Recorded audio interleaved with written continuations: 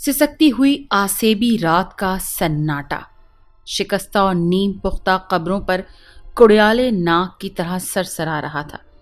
जा बजा खुले टिंड मुंड पेड़ों की शाखों से हवाएं टकराती तो यूं लगता जैसे पूरा कब्रिस्तान हौले हौले सांस ले रहा हो।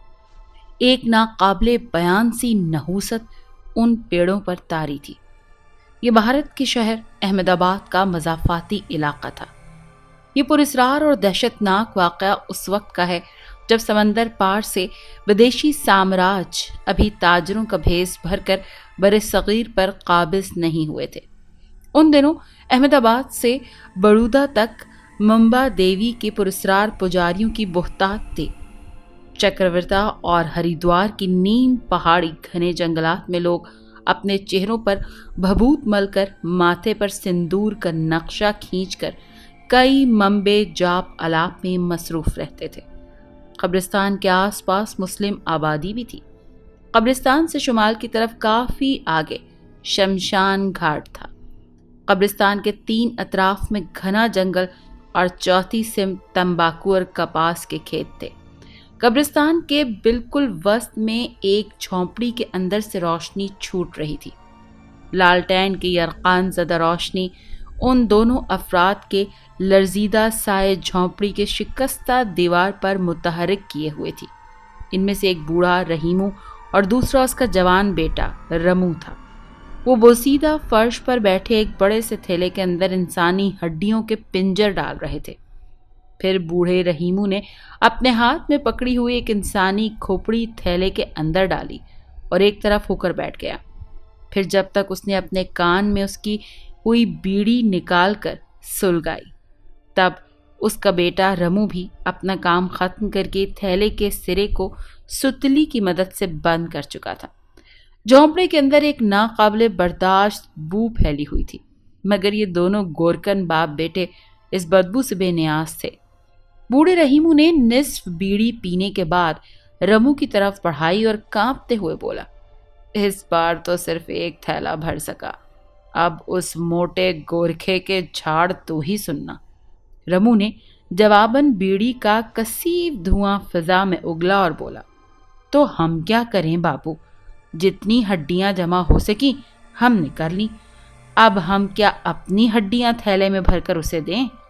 बेटी की बात सुनकर बूढ़े रहीमू को गुस्सा आ गया और बोला, तुझे फागन रुलिया मनाने से फुर्सत मिले तो हड्डियां जमा होंगी ना, सारा दिन तो तू मुंबा देवी के मंदिर के चक्कर लगाता रहता है। भला तेरा हिंदुओं के मंदिर में क्या काम? बाप की बात सुनकर रमू जैसे चटखारा भरते हुए बोला, अरे बाबू, मैं तो वहां गोंगलू और अचार खाने जाता हूँ। सच बाबू, बड़े मजे के होते हैं, मेरे तो मुंह में पानी भर आता है। बस बस, पता है मुझे तू वहां किस वास्ते जाता है। अरे सारा दिन विधवा नारियों को देखता है वहां जाकर। रहीमू ने हाथ नचाकर कहा तो रमू छेप कर खी खी करने लगा। फिर ठीक उसी लम्हे झोंपड़ी के बाहर हल्की सी आहट हुई और टाट के झूलते पर्दे का निचला सिरा जरा सा सरका और एक मोटे जंगली बिल्ले जैसे जानवर का खौफनाक चेहरा नमूदार हुआ। कोई और होता तो उस करीह सूरत जानवर को देखकर खौफ से सिमट जाता, मगर रमू ने उसे देखते ही बड़े मायनी खेज अंदाज में अपनी बाँछें फैला दी और पिचकार कर उसे बदहैबत जानवर को अंदर बुला लिया। वो भी शायद उसी अंदाज से मानूस था, लिहाजा फौरन ही अंदर आ गया। ये लगभग 4.5 फीट लंबा बिज्जू था, जो अब रमू की गोद में अपना सर रगड़ते हुए वस्त में रखी इंसानी हड्डियों से भरे थैले को भू की नजरों से देख रहा था। रमू बड़े प्यार से उसके सर पर हाथ फेरते हुए बोला, कुछ नहीं है इस थैले में, उसका सारा गोश्त तो तू पहले ही नोच कर चट कर चुका है। उसकी बात शायद बिज्जू ने समझ ली थी। अब वो जिस पुरस्रार अंदाज में वारिद हुआ था, उसी तरह एक अंगड़ाई लेते हुए खामोशी से बाहर निकल गया। उसके निकलते ही रहीमू पहली बार तौसीफी लहजे में अपने बेटे से बोला, सारी जिंदगी हमने कोई ढंग का काम ना किया रे, इस आदमखोर को सुधार लिया है। हाँ बापू, वरना जिस किस्म का काम हम करते हैं उसके बगैर तो बड़ी ही मुश्किल हो जावे। रमू ने बाप की तायीद की। مگر اس کی ایک بات خراب تھی۔ رمو بولا، جب یہ زیادہ بھوکا ہوتا ہے تو کمبخت قبر سے مردہ نکال کر گوشت کے ساتھ اس کی ہڈیاں بھی چبا ڈالے۔ رمو نے باپ کی بات پر کوئی تبصرہ نہ کیا۔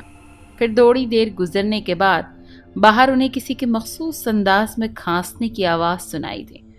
اس آواز پر دونوں ہی ٹھٹکے تھے۔ آ گیا وہ موٹا گورکھا۔ ریمو کے منہ سے بے اختیار نکلا اور پھر اس نے بیٹھے بیٹھے بلند آواز میں اسے پکارا، آ جاؤ لالا جی، اپنا مال لے جاؤ اندر آ کر۔ اس کے یہ کہنے کی دیر تھی کہ ٹاٹ کا پردہ ہٹا اور ایک موٹا سا توند نکالا شخص اندر داخل ہوا، جس نے خاکی رنگ کی ڈھیلی ڈھالی پتلون پہن رکھی تھی۔ اندر داخل ہوتے ہی اس نے اپنی ناک پر رومال رکھ لیا۔ شاید اندر پھیلی ہوئی ناگوار بو اس کے دماغ کی رگیں جلا رہی تھی۔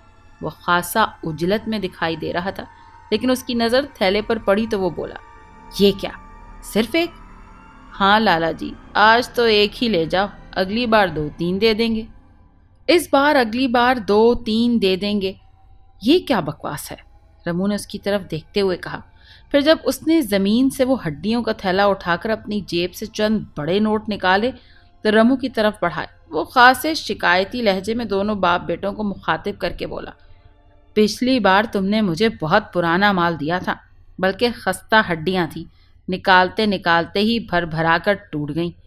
اس کی بات سن کر رحیمو جیسے جان چھڑاتے ہوئے اس سے بولا، لالا جی فکر نہ کرو، اس بار مال تازہ ہے، اس لیے یہ شکایت نہ ہوے گی۔ تھوڑی دیر بعد گورکھا ناگواری سے اپنا سر جھٹکتا ہوا جھونپڑی سے نکل گیا۔ اس کے جاتے ہی دونوں باپ بیٹوں نے بھی سونے کی ٹھانی اور وہیں میلی سی بوسیدہ دری بچھا کر لیٹ گئے۔ بوڑھے رحیمو کا یہ جدی پشتی پیشہ تھا، قبریں کھودنا، لیکن پچھلے کچھ عرصے سے اس نے اپنے اس پیشے کو داغدار کر ڈالا تھا۔ کچھ اس لیے بھی کہ اب اس کام میں اس کی گزر بسر نہیں ہوتی تھی۔ اس کی بیوی ایک طویل مرض سے لڑتی سے سکتی بالآخر زندگی کی بازی ہار بیٹھی تھی۔ اس کے علاج معالجے کے لیے رحیمو کے پاس پیسے ہی نہ تھے۔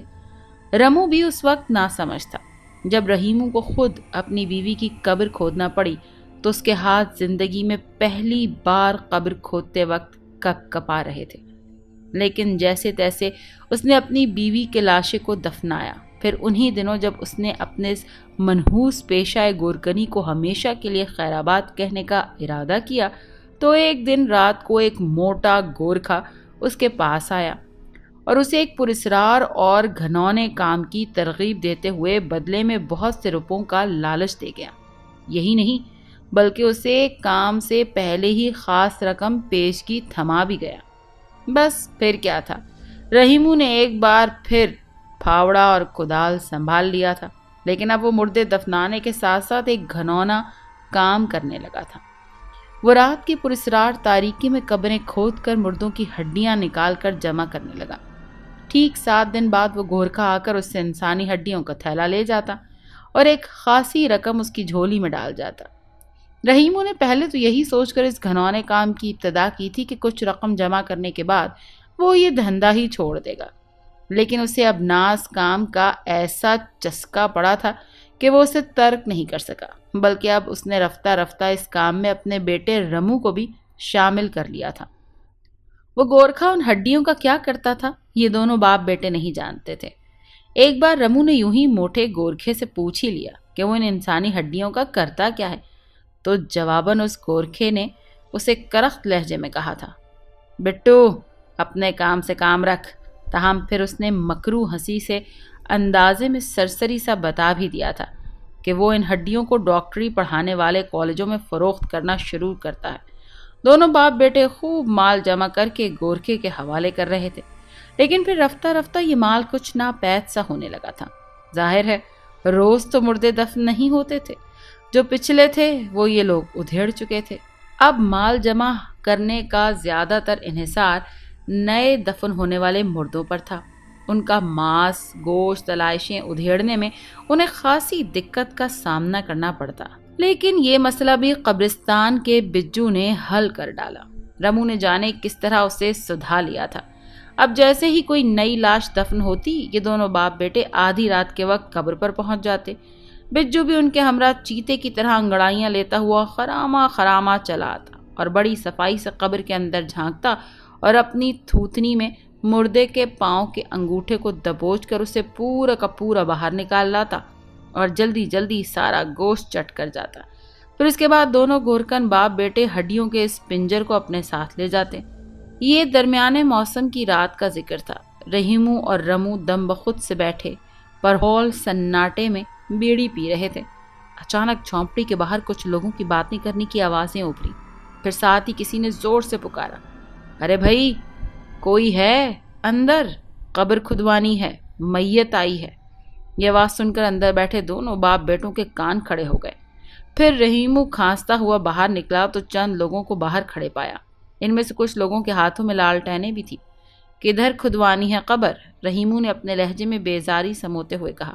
ارے بھائی ہمیں کیا پتا، جگہ تو تم ہی بتاؤ گے، ایک شخص نے جواباً کہا تو رحیمو سر ہلاتا ہوا دوبارہ جھونپڑی میں آیا اور بیٹے سے بولا، چل اٹھ، لاش آئی ہے، اٹھا پھاوڑا۔ اس کے لہجے سے دبی دبی مسرت آیا تھی۔ اس کے بعد رحیمو نے ایک بدنما بانس پر جھولتی ہوئی لالٹین اٹھائی اور باہر آ کر ایک شخص سے بولا، آؤ میرے ساتھ، ادھر کونے میں ایک جگہ خالی ہے۔ مذکورہ شخص نے اس کی بات سن کر اپنے ساتھ کھڑے کچھ لوگوں کو میت لانے کا کہا جو انہوں نے قریب ہی رکھی تھی۔ پھر یہ سب لوگ بوڑھے رحیمو کے عقب میں چل پڑے۔ پھر مطلوبہ جگہ پہنچ کر یہ لوگ رک گئے۔ رمو بھی ان سے آ ملا تھا۔ چند قبروں کے بیچ ایک جگہ بنا لی تھی۔ رمو اپنے کام میں جت گیا، باقی سارے لوگ دائرے کی صورت میں کھڑے ہو گئے۔ ان سب لوگوں کے چہروں پر نمناک خاموشی طاری تھی۔ دونوں باپ بیٹے مل کر قبر کھودنے میں مصروف تھے۔ بیدوں بھری ڈراؤنی رات دبے پاؤں گزر رہی تھی۔ فضا میں ہولناک سناٹے میں ہوائیں بین کرتی ہوئی محسوس ہو رہی تھی۔ پھر جب لاش کو لحد میں اتارا جانے لگا تو وہاں موجود چند غم زدہ لوگ بے اختیار رو پڑے۔ انہیں لاش کا آخری دیدار کرایا جا رہا تھا۔ لاش کو قبر میں اتارنے کے بعد سب نے مل کر اس پر مٹی ڈالی اور پھر فاتح پڑھ کر لوٹ گئے۔ رحیمو اور رمو بھی اپنا سامان سمیٹ کر جھونپڑی میں آ گئے۔ دونوں نے تیز پتی کی چائے بنا کر پی، پھر بیڑی سلگا کر دم بخود سے بیٹھ گئے۔ وہ شاید اپنی تھکان اتار کر خود کو اصل کام کے لیے دوبارہ چاق و چوبند کر رہے تھے۔ اسی اثناء راہ میں ٹاٹ کا پردہ ہٹا اور منحوس شکل والا بجو جھومتا ہوا اندر آ کر دونوں باپ بیٹوں کو گھورنے لگا۔ تب رحیمو نے اپنے بیٹے سے کہا، چل اٹھ، اپنا کام کر، پہلے دن کام نمٹانا آسان ہوتا ہے۔ رمو نے کوئی جواب نہ دیا اور خاموشی سے تھیلا سنبھالے اٹھ کھڑا ہوا۔ رحیمو نے جلدی جلدی بیڑی کے 2-3 کش بھرے اور ٹوٹا پاؤں تلے مسل کر باہر آ گیا۔ رمو بھی لالٹین اٹھائے اس کے ساتھ ہو لیا۔ بجو کی چندی چندی آنکھوں میں عجیب پراسرار چمک ابھری اور وہ بھی جنگلی بلے کی طرح انگڑائی لے کر چل دیا۔ ذرا دیر بعد ہی یہ سب اس تازہ قبر کے پاس موجود تھے۔ بجو نے سب سے پہلے اپنا کام سر انجام دیا اور ذرا دیر بعد ہی وہ لاش کو انگوٹھے سے اپنے پاؤں میں دبائے قبر سے باہر کھینچ لایا۔ رحیمو اور رمو نے جلدی جلدی لاش کا کفن کھولا۔ لاش کسی عورت کی تھی، اس کا چہرہ صاف دکھائی دے رہا تھا۔ رمو کی جیسے ہی عورت کے چہرے پر نظر پڑی اس کا دل بری طرح دھڑکنے لگا۔ وہ چہرہ ہی ایسا تھا، انتہائی حسین اور خوبصورت، ذرا ہاتھ لگے تو میلا ہو جائے، ایسا حسین چہرہ اس نے آج تک نہیں دیکھا تھا۔ وہ ذرا دیر تک بڑی محویت سے اس کا چہرہ تکنے لگا۔ بے اختیار اس کا جی چاہنے لگا، کاش یہ زندہ ہوتی۔ پھر اسے اس کی موت کا بے حد دکھ ہونے لگا۔ اسے کیا دیکھ رہا ہے تو؟ کیا شادی کرے گا اس سے؟ اتار اس کا کفن۔ اس کی سماعت سے باپ کی آواز ٹکرائی اور وہ ذرا چونکا۔ پھر اس نے کپ کپاتے ہاتھوں سے لاش سے کفن اتار دیا۔ ایسے میں رمو کے ہاتھ جب اس عورت کی لاش سے ٹکرائے تو اس کا وجود گرم محسوس ہوا۔ آج سے پہلے بھی کسی لاش کے وجود میں ایسی گرمی کا اسے احساس نہ ہوا تھا۔ اس نے جب بھی کسی لاش کو چھوا تو وہ برف کی طرح سرد اور کڑک ہوتی تھی۔ ایک دم اٹھ کھڑا ہوا اور باپ سے بولا، باپو یہ زندہ ہے۔ اس کی بات سن کر رحیمو بیٹے کی طرف گھور کر قدرے سخت لہجے میں بولا، یہ کیا بکواس کر رہا ہے تو؟ ہٹ، میں دیکھتا ہوں۔ یہ کہتے ہوئے رحیمو نے لاش کے سینے پر ہاتھ رکھا، پھر کان لگائے، دل کی دھڑکنیں سننے کی کوششیں کی مگر وہاں اسے سانسوں کا زیر و بم محسوس نہ ہوا۔ اس کے بعد اس نے لاش کی ایک آنکھ کھول کر پتلی میں جھانکا اور کھڑا ہو گیا۔ ارے پاگل ہو گیا ہے تو، یہ مردہ ہے مردہ۔ مگر رمو نے بھی اپنی تسلی کرنا ضروری سمجھا۔ اب اس نے بھی لاش میں زندگی کی ذرا بھی رمق محسوس نہ ہو رہی تھی۔ رات دبے پاؤں گزرتی جا رہی تھی اور آسمان پر پورا تباہ چاند بھی جوبن پر تھا۔ رمو بھی اب سیدھا کھڑا ہنوز محویت کے عالم میں لاش کو تکے جا رہا تھا۔ پھر جیسے ہی بجو نے لاش پر جھپٹنا چاہا، رمو نے اسے ایک زوردار لات رسید کر دی۔ بجو بل بلاتا ہوا دور جا پڑا۔ قریب کھڑا رحیمو بیٹے کی اس عجیب حرکت پر چونک سا گیا اور رمو سے درست لہجے میں بولا، ارے کیا کرتا ہے؟ کیوں بچو کو مارتا ہے؟ نوچنے دینا اسے گوشت؟ نہیں باپو، میں اس لاش کے ساتھ ایسا نہیں ہونے دوں گا، رمو نے عجیب سے اسپاٹ لہجے میں کہا، اور رحیمو کو ایسا محسوس ہونے لگا جیسے اس کا بیٹا پاگل ہو گیا ہے۔ وہ اس بار حیرت سے اس کی طرف دیکھ کر بولا، یہ کیا کہہ رہا ہے تو؟ میں سچ کہہ رہا ہوں، بس میرا جی نہیں چاہ رہا ایسی سندر اور خوبصورت عورت کی لاش کی بے حرمتی کرنے کو۔ میں اسے دوبارہ کفن میں لپیٹ کر قبر میں اتاروں گا۔ رمو نے اس بار قطعیت سے کہا تو رحیمو جھجک کر بولا، تجھے کیا ہو گیا میرے بچے؟ کیا تو اس لاش پر عاشق ہو گیا ہے؟ کچھ بھی سمجھ لے بابو، مگر میں اس لاش کے ساتھ ایسا نہیں ہونے دوں گا، رمو نے اٹل لہجے میں کہا۔ وہ اب عجیب انداز میں ہانپنے لگا تھا۔ رحیمو کو اپنے بیٹے پر پاگل ہونے کا شبہ ہونے لگا۔ اس نے لالٹین اٹھا کر اسے رمو کے چہرے کے ذرا قریب کیا تو وہاں اسے عجیب دیوانگی کے تاثرات نظر آئے۔ ایک لمحے کو اس کا باپ بھی اپنے بیٹے کے اس عجیب و غریب کیفیت پر ڈر سا گیا، تاہم وہ ایک گہری سانس خارج کر کے چپ ہو رہا۔ ادھر وہ بجو رمو کی لات کھا کر ایک طرف کو دبک گیا تھا اور اپنی چندی چندی چمکدار آنکھوں سے رمو کی طرف غصے سے دیکھ رہا تھا۔ رمو نے اس لاش کو دوبارہ جیسے تیسے کفن میں لپیٹا اور پھر قبر میں اسے دوبارہ دفنا دیا۔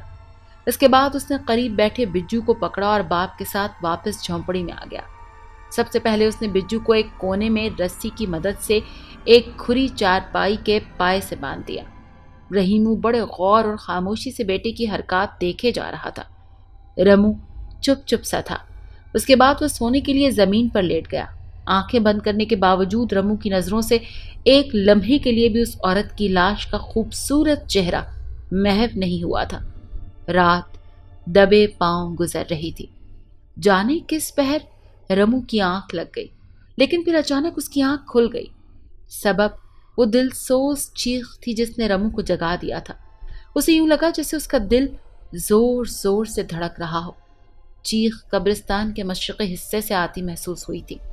اگلے ہی لمحے دوبارہ وہی لرزہ خیز چیخ ابھری تھی جس نے بالآخر اسے اٹھنے پر مجبور کر دیا تھا۔ اس نے پہلے اطراف کا جائزہ لیا تو بری طرح چونک گیا۔ وہاں نہ اس کا باپ رحیمو تھا اور نہ ہی وہ بجو جسے اس نے چارپائی کے ایک پائے کے ساتھ باندھ دیا تھا۔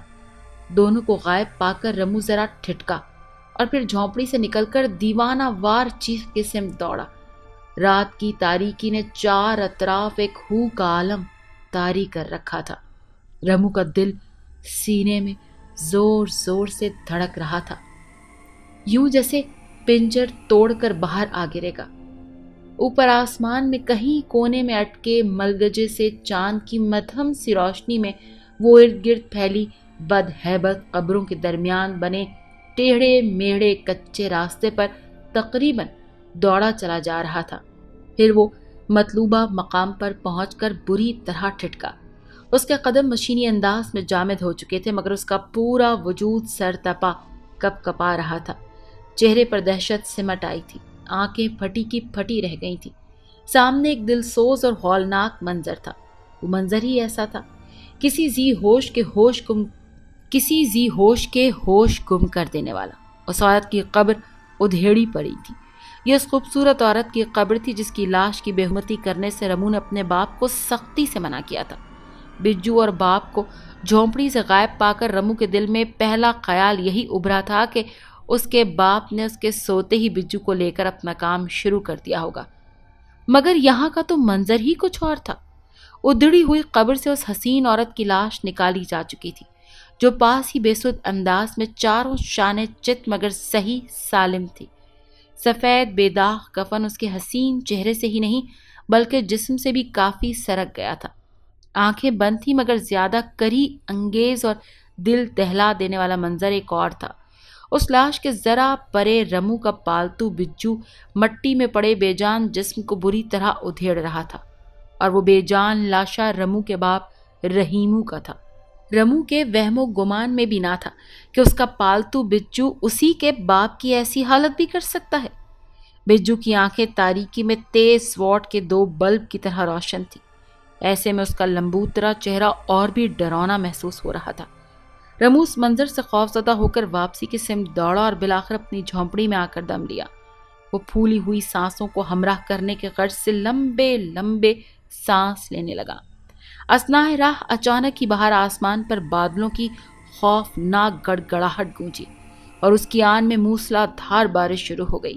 ساتھ ہی رہ رہ کر بجلی بھی کڑکنے لگی۔ تیز سراٹے دار ہواؤں کا زور بھی بتدریج بڑھنے لگا تھا۔ ٹاٹ کا پردہ تیز ہواؤں کے باعث ٹوٹ کر اندر بوسیدہ فرش پر آ پڑا۔ یہ پہلا موقع تھا کہ رمو کو بری طرح ایک انجانے خوف نے جکڑ لیا تھا۔ اپنے باپ کی اندھوناک موت اور اس کی لاش کو بجو کی خوراک بننے دیکھ کر اس کا دکھ اور کرب بیان سے باہر تھا۔ اپنے باپو کے عبرتناک انجام کے بارے میں سوچنے سمجھنے کی صلاحیت عنقا ہوتی جا رہی تھی۔ باہر بدروحوں کی طرح چیختی چلاتی ہواؤں نہ جانے کیوں اس کے حواس مختل کر دیے تھے۔ وہ کسی انجانے اور ناقابل بیان خوف کے زیر اثر کپ کپا رہا تھا۔ لالٹین تو کب کی بجھ چکی تھی، البتہ باہر رہ رہ کر چمکنے والی بجلی کی تیز روشنی میں جھونپڑی کے کھلے چوکٹے کا روشن سایہ بڑا پراسرار منظر پیش کر رہا تھا۔ پھر کیا ہوا؟ رمو کی سہمی ہوئی خوفزدہ نگاہوں نے جھونپڑی کے دروازے پر کسی کا سایہ دیکھا۔ اس نے ڈرتے ڈرتے آگے کھسک کر دروازے کی سمت دیکھا تو جیسے بت بن گیا۔ جھونپڑی کے دروازے پر اس حسین عورت کی لاش کھڑی تھی، کفن میں لپٹی زندہ لاش۔ آنکھیں اس کی بند تھی مگر اس کے باریک گلابی ہونٹوں پر ہلکی سی مسکراہٹ تھی۔ رمو کا تو جیسے دل رک گیا، سانس بھی اوپر کی اوپر اور نیچے کی نیچے ہی رہ گئی۔ آنکھیں مارے دہشت کے اس قدر پھیل گئی تھی جیسے ابھی حلقوں سے باہر ابل پڑیں گی۔ دفتن بجلی کا زوردار کڑکا ہوا اور لاش نے یکدم اپنی آنکھیں کھول دی، اور ادھر رمو اس دہشتناک منظر کی تاب نہ لاتے ہوئے ایک چیخ کے ساتھ زمین پر گر گیا۔ رات اندھیری اور پرسکوت تھی۔ طوفان باد باراں کے بعد قبرستان میں سناٹے اور ہو کا عالم کچھ زیادہ ہی محسوس ہو رہا تھا۔ اطراف کی قبروں پر پیڑوں کی سوکھی شاخوں سے بارش کا پانی قطروں کی صورت لپک رہا تھا۔ رات آخری پہر میں داخل ہو چکی تھی۔ رمو کی جھونپڑی سے ذرا دور مغربی سمت میں قبرستان کے 4 فٹ شکستہ دیوار پر نصب لکڑی کا سال خوردہ دروازہ ہولے ہولے چڑچڑا رہا تھا۔ بارش کے بعد آسمان بالکل صاف اور روشن ہو گیا۔ مدھم سی پراسرار چاندنی میں ایک سایہ قبرستان کے شکستہ گیٹ سے اندر داخل ہو رہا تھا۔ کمر والا ایک باریش بوڑھا تھا جس نے لمبا چوغا پہن رکھا تھا، جس کے جھریوں بھرے چہرے پر ایک عجیب سا نور پھیلا ہوا تھا۔ اس کے دائیں ہاتھ کی انگلیوں میں ایک تسبیح تھی اور اس کی کپ کپاتی انگلیاں دانوں کو گھما رہی تھی۔ اس بوڑھے کے چہرے پر قدرے تشویش اور پریشانی کے تاثرات بھی نمایاں تھے۔ اس کی سفید گھنی بھووں سے ڈھکی ہوئی آنکھیں متلاشی انداز میں ادھر ادھر گھوم رہی تھی۔ اس کے بائیں ہاتھ لاٹھی نما عصا تھا جسے وہ قبرستان کی گیلی مٹی پر ٹیکتا ہوا اندر آ رہا تھا۔ پھر وہ ایک کھلی ہوئی کیچڑ زدہ قبر پر پہنچ کر رک گیا اور بڑے غور سے قبر کی طرف دیکھنے لگا۔ یہ اس حسین عورت کی قبر تھی جس کے قریب ہی ایک انسانی پنجر بھی موجود تھا۔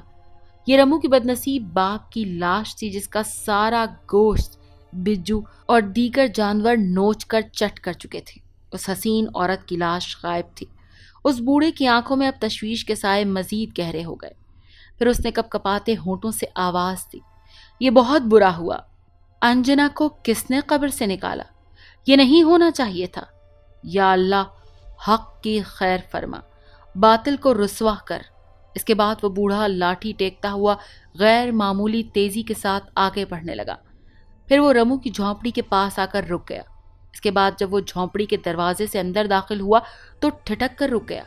کیا دیکھتا ہے کہ سامنے بوسیدہ زمین پر ایک انتہائی پرجمال عورت بیٹھی رمو کا سر اپنی گود میں لیے اسے ہوش میں لانے کے جتن کر رہی ہے۔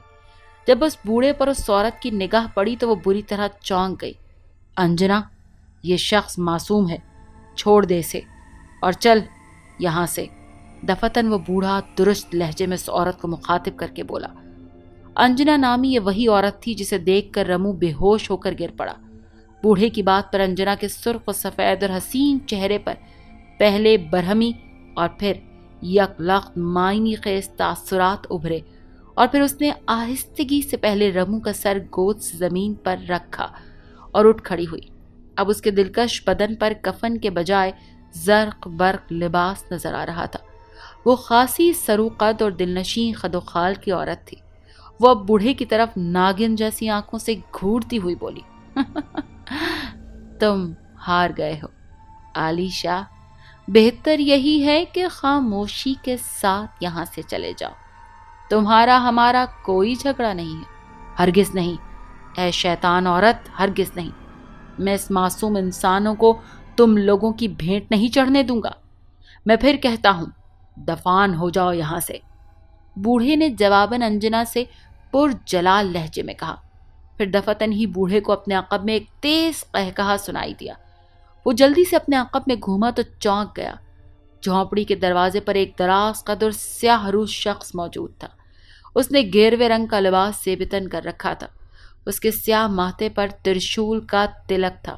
اس کی گول گول قدرے ابلتی ہوئی آنکھوں میں شیطانی چمک اور کالے بدہیبت ہونٹوں پر مکروہ مسکراہٹ پھیلی ہوئی تھی۔ وہ قہقہا اسی نے لگایا تھا۔ اس نے کھرکھراتے لہجے میں بوڑھے کو مخاطب کر کے کہا، عالی شاہ، اپنے شکست تسلیم کر لے۔ تمہاری لاکھ کوششوں کے باوجود انجنا کو اب آتما شکتی حاصل ہو چکی ہے۔ تو اب اس کا کچھ نہیں بگاڑ سکتا۔ چلا جا خاموشی سے۔ شیطان کی رسی خدا دراز ضرور کرتا ہے، گر چھوڑتا نہیں ہے۔ تم لوگوں کا انجام بھی اب قریب ہی ہے۔ عالی شاہ نامی اس بزرگ نے پجاری کو گھورتے ہوئے کہا اور پھر اپنا عصا سنبھالتا ہوا وہاں سے چلا گیا۔ اس کے جاتے ہی پجاری اور انجنا نے ایک دوسرے کی طرف معنی خیز نظروں سے دیکھا اور ان کے چہروں پر عجیب سی شیطانی مسکراہٹ رقصاں ہو گئی۔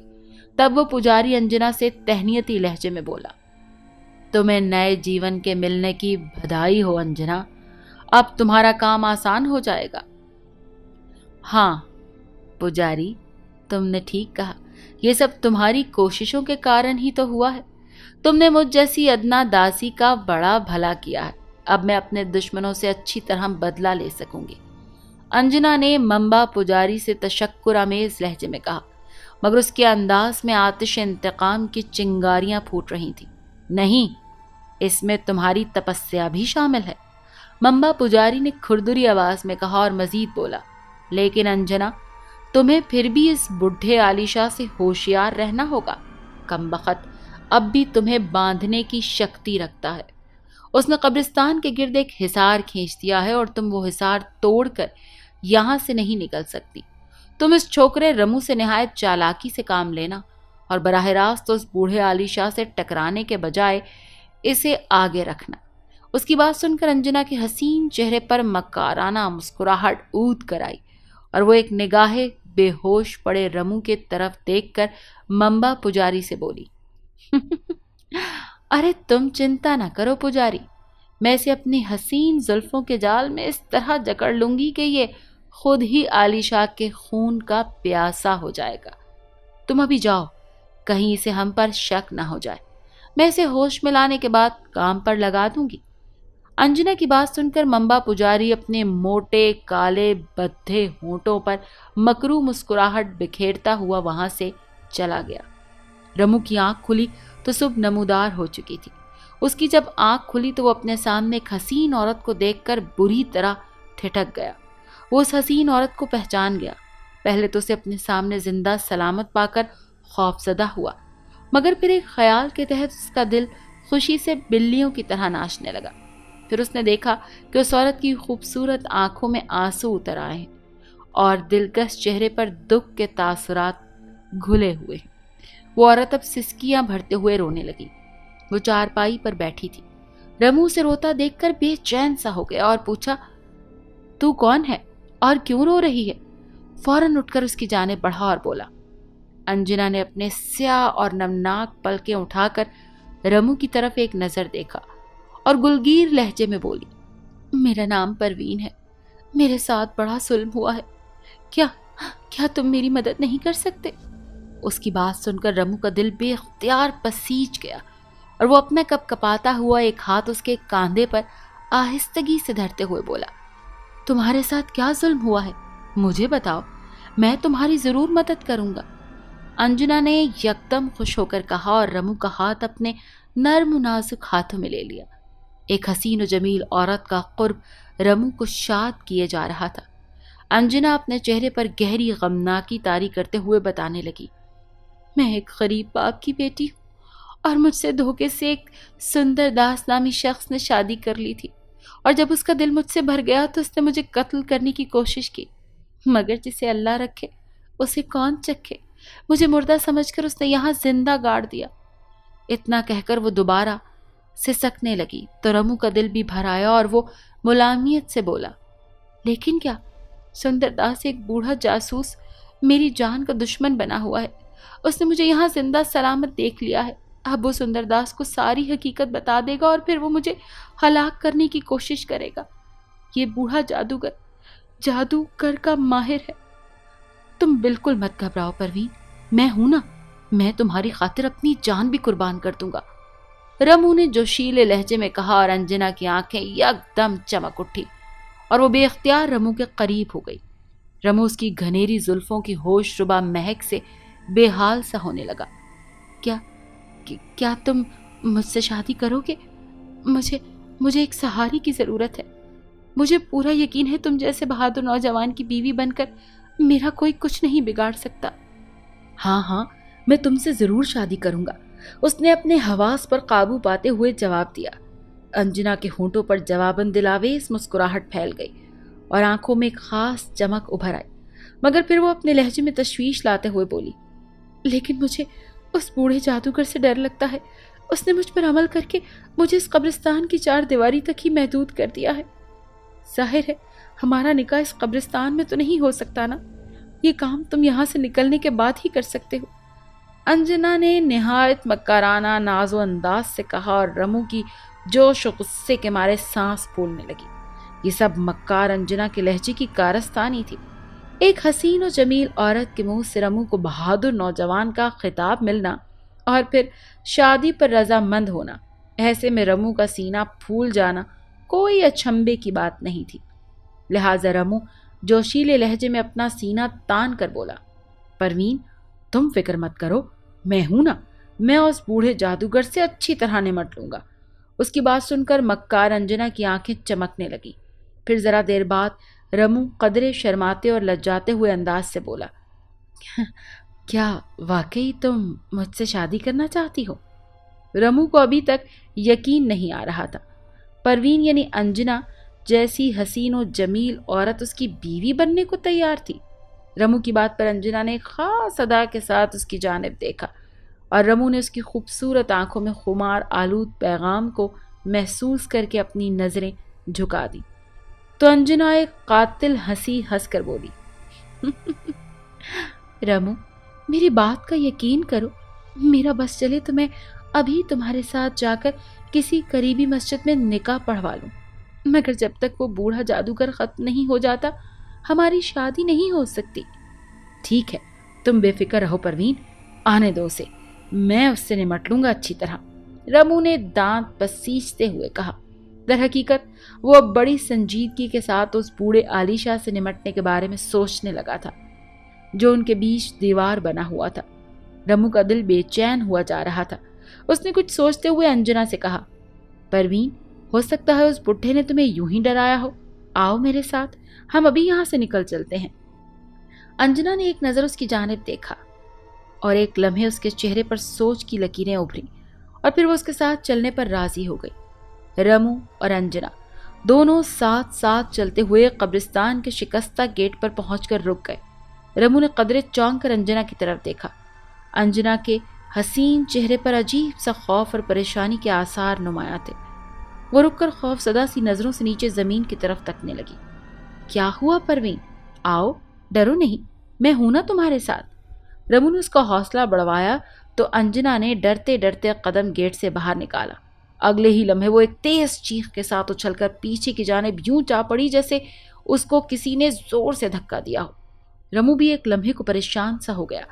انجنا کو یوں گرتے دیکھ کر وہ بھی کافی حد تک خوفزدہ ہو گیا تھا، مگر ایک خوبصورت عورت کے سامنے وہ اپنا خوف ظاہر نہیں کرنا چاہتا تھا، وہ بھی ایسی عورت کے سامنے جو اس کے ساتھ بیاہ کرنے پر تیار تھی۔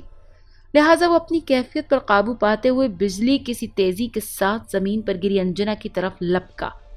پھر انجنا کو سنبھالنے کے دوران اس نے دیکھا کہ اس کا ایک پاؤں ایڑھی کی طرف سے جھلس کر سیاہ پڑ چکا ہے۔ انجنا کے گورے چٹے پاؤں کی یہ حالت دیکھ کر پہلی بار رمو کے دل و دماغ میں بوڑھے جادوگر کے خلاف نفرت کا الاؤ سلگا۔ دیکھ لیا نا تم نے، بوڑھے نے کس طرح اپنے جادو کے ذریعے میرا یہاں سے نکلنا ناممکن کر رکھا ہے۔ اگر میں نے پھر دوبارہ اس منحوس قبرستان سے باہر قدم نکالنے کی کوشش کی تو جل کر راکھ ہو جاؤں گی، انجنا نے تقریباً کراہتے ہوئے روحانسی آواز میں کہا۔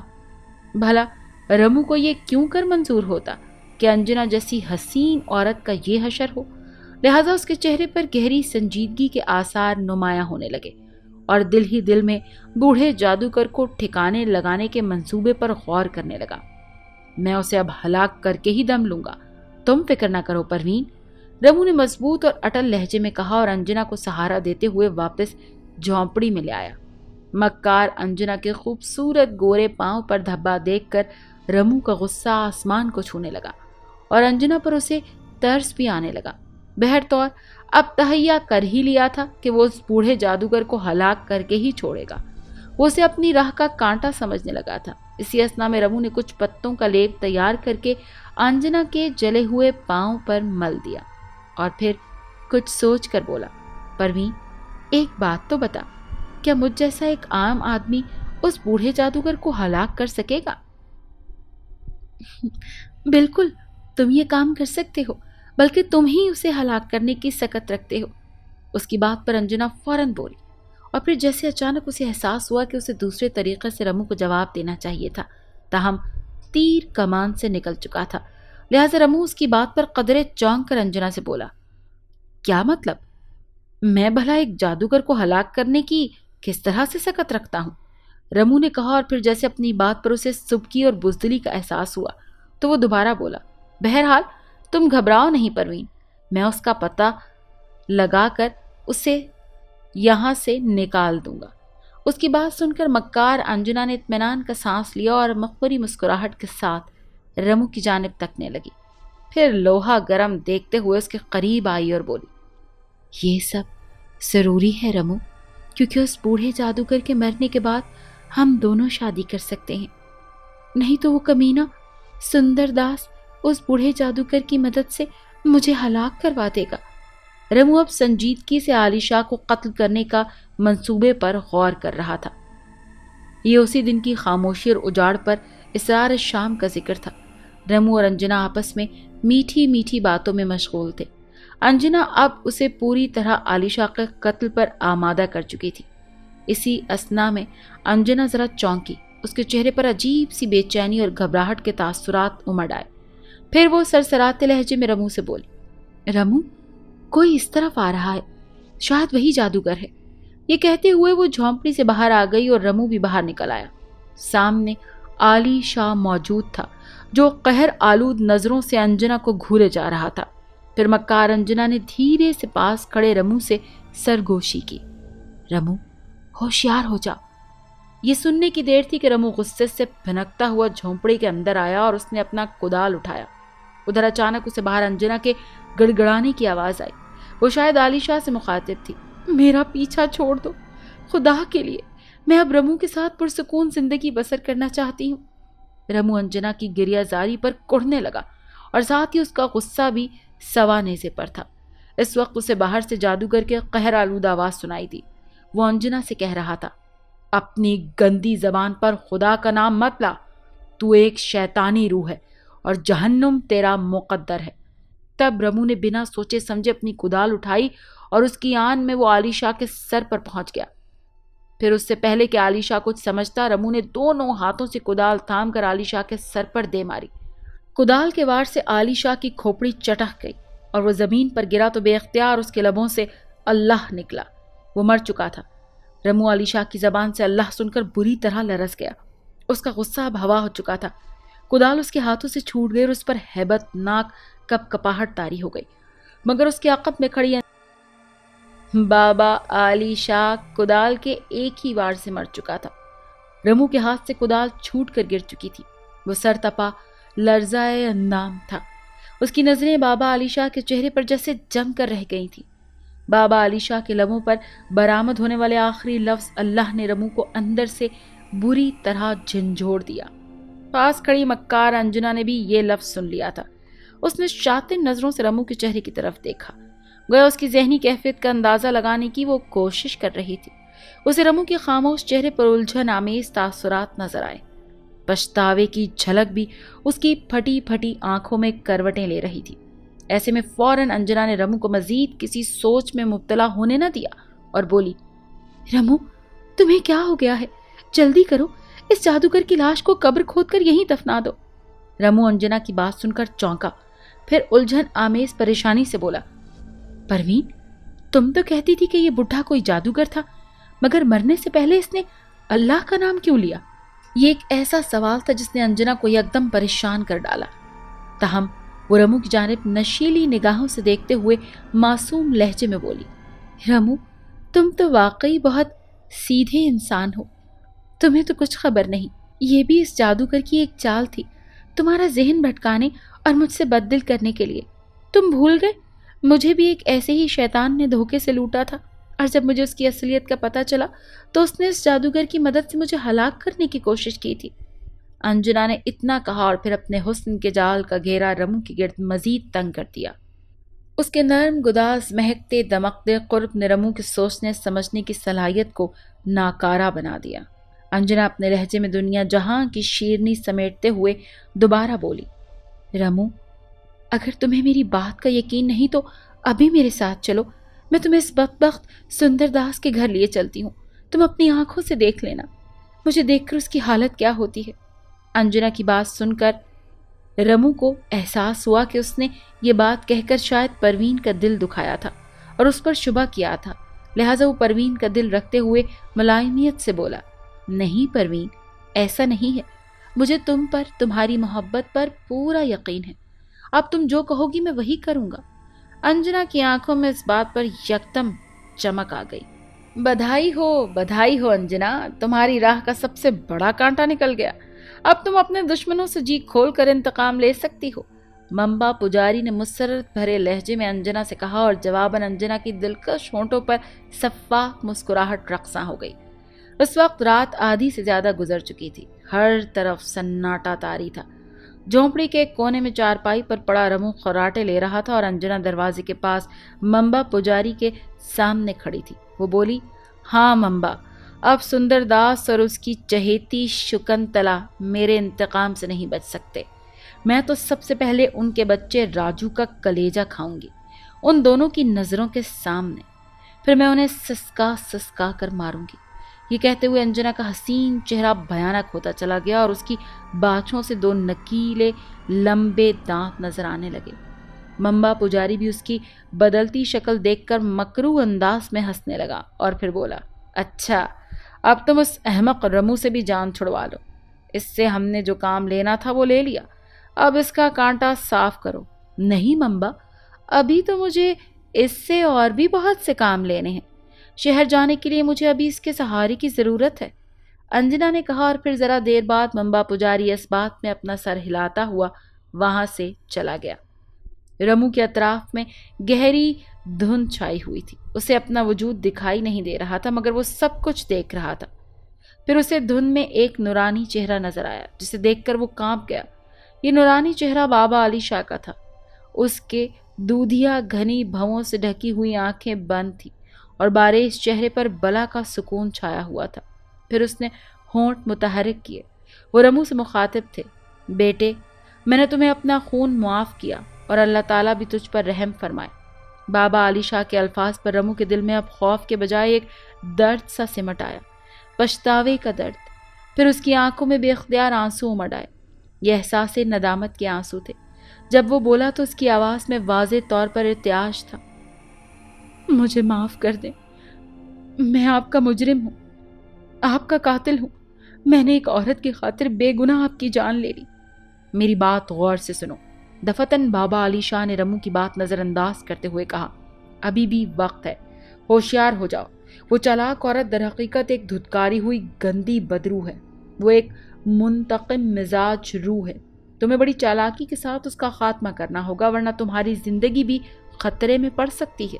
وہ تمہارے ساتھ مل کر سب سے پہلے سندر داس، اس کی بیوی شکنتلا اور اس کے چھوٹے بچے کو ہلاک کرنے کی کوشش کرے گی، مگر اس کے انتقام کی آگ پھر بھی سرد نہ ہوگی، اور پھر وہ ہر نئے نویلے شادی شدہ معصوم میں بے گناہ لوگوں کو اپنے نہ ختم ہونے والے انتقام کا نشانہ بناتی رہے گی۔ مگر تم ایسا مت ہونے دینا، اس نیک کام میں تمہاری بخشش ہے۔ بابا علی شاہ اتنا کہہ کر خاموش ہو گئے تو رمو جوشیلے لہجے میں بولا، میں ایسا ہی کروں گا، اس بدذات عورت کو ختم کر کے ہی رہوں گا۔ لیکن کیا آپ مجھے یہ بتاؤ کہ پروین ایسا کیوں چاہ رہی ہے؟ وہ آخر ہے کون؟ وہ اپنا انتقام لینے کے لیے کیوں بے چین ہے؟ رمو کے استفسار پر بابا پر جلال لہجے میں بولے، ہاں، تمہیں یہ بتانا بھی ضروری ہے تاکہ تم اس کی اصل حقیقت جان لو۔ لیکن سب سے پہلے یہ جان لو کہ اس بدذات عورت کا نام پروین نہیں ہے، انجنا ہے۔ وہ سندر داس کی بیوی تھی، پھر اس کی اپنے شوہر کے ساتھ نہیں بنی۔ اس میں بھی زیادہ قصور خود انجنا کا ہی تھا۔ وہ ایک آزاد خیال لڑکی تھی، جبکہ سندر داس ایک شریف آدمی تھا۔ بعد میں اس نے انجنا کے کرتوتوں سے تنگ آ کر اسے چھوڑ دیا اور شکنتلا سے دوسری شادی کر لی۔ انجنا غم و غصے سے پاگل ہو گئی۔ پھر نہ جانے کس طرح اس نے ممبا پجاری سے راہ و رسم استوار کیے۔ ممبا پجاری ایک شیطان شخص ہے اور کئی پراسرار قوتوں کا مالک ہے۔ اس نے انجنا کو آتما شکتی دلانے کا وعدہ کرتے ہوئے اسے نصیحت کی کہ آتما شکتی حاصل کرنے سے پہلے کڑی شرط پوری کرنی ہوگی، یعنی انجنا کو اپنی زندگی خود اپنے ہی ہاتھوں ختم کرنی ہوگی تاکہ دوبارہ وہ ایک نیا جنم لے سکے۔ لیکن اس کے لیے یہ ضروری تھا کہ مرنے کے بعد اس کا شریر صحیح سلامت رہے، جس کے لیے یہ ضروری تھا کہ وہ پہلے کسی مسلمان شخص کی بیوی بن جائے تاکہ جب انجنا اپنی زندگی کا خاتمہ کرے تو اسے قبر نصیب ہو سکے۔ بصورت دیگر اس کی لاش کو جلتی ہوئی چتا پر رکھ دیا جائے گا، اور یوں آتما شکتی کی شرط پوری نہیں ہو سکے گی اور تعمر آتما شکتی حاصل نہیں کر سکے گی۔ لہٰذا انجنا نے ممبا پجاری کی نصیحت پر عمل کرتے ہوئے ایک مسلمان شخص سے شادی رچا لی اور اپنا نام بھی انجنا سے بدل کر پروین رکھ لیا۔ بس شادی کے بعد انجنا نے ممبا پجاری کے کہنے کے مطابق اپنی زندگی کا خاتمہ کر لیا۔ پھر ممبا پجاری نے انجنا کے مردہ شریر پر عمل کیا، مگر میں اس کی راہ میں آ گیا۔ مگر تمہاری نادانی کی وجہ سے انجنا دوبارہ زندہ ہو گئی، جس کی سزا تمہارے باپو نے بھی بھگت لی، اور بعد میں انجنا نے بڑی چالاکی سے تمہیں بھی اپنے ساتھ ملا لیا اور میرا بھی خاتمہ کر ڈالا۔ مگر اب تم ہوشیار رہنا، انجنا اب کسی بھی وقت تمہیں ہلاک کر سکتی ہے۔ بابا علی شاہ نے اتنا کہا اور خاموش ہو گئے۔ رمو یہ ساری کتھا سن کر بڑا حیران اور پریشان ہوا۔ تب وہ بولا، بابا، میں اب انجنا کا کس طرح مقابلہ کروں گا، کیونکہ وہ تو اب ایک شیطانی روح کا روپ دھار چکی ہے۔ رمو کی بات سن کر بابا علی شاہ نے کہا کہ اس کے لیے اب تمہیں بھی ذرا ہوشیاری اور چالاکی سے کام لینا ہوگا۔ تم ایسا کرنا، قبرستان کے باہر میری کٹیا ہے، تمہیں وہاں ایک تعویذ ملے گا۔ تم سب سے پہلے اسے اپنے دائیں بازو پر باندھ لینا۔ اس کے بعد کسی طرح سندر داس کے ہاں جانا اور اسے انجنا سے خبردار کرنے کی کوشش کرنا۔ پھر اس قبرستان کے باہر کہیں ایک گڑھا کھودنا اور انجنا کو اس کے اندر دھکیل کر اسے آگ لگا دینا۔ اس طرح وہ ہمیشہ کے لیے جل کر بھسم ہو جائے گی۔ اس کے بعد بابا علی شاہ کا چہرہ غائب ہو گیا۔ رمو نے ہڑبڑا کر اپنی آنکھیں کھولنی تو اس وقت صبح ہو چکی تھی۔ چند لمحے تو اس کی سمجھ میں کچھ نہیں آیا، مگر پھر ذہن پر ذرا زور دینے کے بعد اسے اندازہ ہوا کہ اس نے کوئی خواب دیکھا تھا اور بابا علی شاہ سے وہ ہم کلام ہوا تھا۔ پہلے تو اسے اپنے خواب پر یقین نہ آیا، مگر پھر دھیرے دھیرے اسے یقین واسق ہونے لگا کہ اس کا خواب بالکل سچا تھا۔ تب اس نے مصمم ارادہ کر لیا کہ وہ علی شاہ بابا کی نصیحت پر ضرور عمل کرے گا۔ اسے اب اپنے کیے پر پچھتاوا ہونے لگا تھا کہ اس نے بے گناہ بابا علی شاہ کو موت کے گھاٹ اتارا، لیکن اب وہ اپنے اس بھیانک جرم کا ازالہ انجنا کو ہلاک کرنے کی صورت میں کرنا چاہتا تھا۔ جب اس کی آنکھ کھلی تو انجنا اس کے قریب ہی موجود تھی۔ رمو نے اس پر ذرا بھی شک نہ ہونے دیا اور اس کے ساتھ اس طرح پیش آتا رہا جیسے وہ اس کا دیوانہ ہے۔ اس کے بعد رمو چالاکی کے ساتھ قبرستان سے باہر نکل آیا اور اکیلا بابا علی شاہ کی بتائی ہوئی کٹیا کی طرف چل دیا۔ کٹیا پہنچ کر اس نے وہ تعویذ ڈھونڈا اور اسے فوراً اپنے دائیں بازو پر باندھ کر اوپر قمیص پہن لی۔ اب اس نے اس وقت شہر جا کر سندر داس سے ملنے کا ارادہ کیا اور واپس قبرستان لوٹنے کے بجائے سیدھا شہر جانے والی لاری میں سوار ہو گیا۔ بابا نے رات والے خواب میں رمو کو سندر داس کے گھر کا پتہ بتا دیا تھا۔ کالونی پہنچ کر بس سے اتر آیا۔ احمد آباد شہر خاصا بھرا پڑا تھا۔ یہاں مسلمانوں کی تعداد زیادہ تھی اور ہندو گھرانے بھی کافی آباد تھے۔ رمو اب سندر داس کا گھر ڈھونڈنے لگا۔ اسی دوران اچانک اسے شک گزرا کہ کوئی اس کا تعاقب کر رہا ہے۔ وہ ایک لمبا، تڑنگا اور موٹا کالا شخص تھا۔ کئی بار اس نے اس شخص کو اپنی جانب تیز نظروں سے گھورتے ہوئے بھی محسوس کیا۔ یہ ممبا پجاری تھا، مگر رمو اسے نہیں پہچانتا تھا، اسی لیے اس نے اس طرف کوئی خاص توجہ ہی نہیں دی۔ اور بالآخر ذرا دیر بعد وہ سندر داس کے دروازے پر کھڑا کال بیل بجا رہا تھا۔ دروازہ ملازم نے کھولا تھا۔ سر سے پاؤں تک رمو کا جائزہ لینے کے بعد اس نے قدرے بیزاری سے پوچھا، کس سے ملنا ہے؟ میں سندر داس سے ملنا چاہتا ہوں جی، رمو نے قدرے جھجکتے ہوئے کہا۔ وہ تو اس وقت گھر پہ نہیں ہے، ملازم نے کہا۔ کوئی بات نہیں، میں ان کا انتظار کر لوں گا، دراصل مجھے ان سے بہت ضروری بات کرنی ہے۔ اس وقت صرف ان کی پتنی گھر پر موجود ہیں، تم پھر کسی وقت آ جانا، ملازم نے بیزار کن انداز میں جواب دیا اور واپس مڑنے لگا تو رمو نے اسے روکا۔ مجھے ان کی پتنی سے ملوا دو۔ اس کی بات سن کر ملازم نے ایک بار پھر رک کر رمو کا گہری نظروں سے جائزہ لیا اور پھر چبھتی ہوئی آواز میں بولا، ارے بابا، تمہیں صاحب سے بات کرنی ہے، ان کے آنے کا انتظار کرو، اب جاؤ یہاں سے۔ رمو کو اس کے اندازے تخاطب پر غصہ تو بہت آیا، مگر وہ ضبط کرتے ہوئے اسپاٹ لہجے میں دوبارہ بولا، دیکھو، مجھے جو ضروری بات تمہارے صاحب سے کرنی ہے وہی ان کی پتنی سے بھی کرنا چاہتا ہوں۔ یہ بہت ضروری ہے، ورنہ بات کی ذمہ داری تم پر عائد ہو سکتی ہے۔ ابھی رمو نے اتنا ہی کہا تھا کہ اندر سے ایک نسوانی آواز ابھری، نارو، کون ہے باہر؟ بی بی جی، کوئی غریب سا آدمی ہے، کہہ رہا ہے مجھے صاحب سے بہت ضروری کام ہے۔ مجھے تو کوئی بھیکاری دکھائی دیتا ہے۔ نارو نامی اس ملازم نے رمو کو چبھتی ہوئی نظروں سے دیکھتے ہوئے کہا تو رمو کا ایک بار پھر خون کھولنے لگا، لیکن اس سے پہلے کہ رمو اس ملازم کو آڑے ہاتھوں لیتا، اندر سے وہی نسوانی آواز ابھری۔ اس نے نارو کو سرزنش کی، بری بات نارو، اس طرح نہیں کہتے، بٹو میں دیکھتی ہوں۔ اور تب نارو کے عقب سے ایک دبلی پتلی سندر سی عورت دکھائی دی، دودھ کی طرح سفید رنگت، ماتھے پر بندیا، اس کے ہلکے گیروے رنگ کی ساڑی بڑے سلیقے سے اس نے باندھ رکھی تھی۔ اس کی گود میں ایک چھوٹا اور پیارا سا بچہ بھی تھا۔ رمو نے اسے سلام کیا اور پھر بولا، مجھے شری سندر داس سے بہت ضروری بات کرنی ہے۔ کیا آپ ان کی پتنی ہیں؟ ہاں، میں ان کی پتنی ہوں، کہو کیا بات کرنی ہے؟ اس عورت نے جواب دیتے ہوئے پوچھا۔ رمو اندازہ لگا چکا تھا کہ یہی عورت شکنتلا ہے جس سے سندر داس نے دوسری شادی کی تھی۔ وہ شکنتلا کی بات سن کر تھوڑی دیر کے لیے متردد ہوا۔ اس کی سمجھ میں نہیں آ رہا تھا کہ وہ اس سے کس طرح بات شروع کرے، اور وہ بھی دروازے پر موجود کھڑے کھڑے۔ تاہم اس نے اس کیفیت کا اندازہ لگاتے ہوئے شکنتلا نے رمو کو اندر بلا لیا اور خود دوسرے کمرے میں چلی گئی۔ رمو ملازم کے ساتھ چلتا ہوا ڈرائنگ روم میں آ گیا۔ سندر داس کا گھر کافی بڑا اور خوبصورت تھا، ہر چیز سے خوش سلیقے اور نفاست عیاں تھی۔ ڈرائنگ روم میں بھی بیش قیمت اشیاء سے مزین چیزیں پڑی تھی۔ رمو ایک صوفے پر قدرے سکڑ کر سمٹ کر بیٹھ گیا۔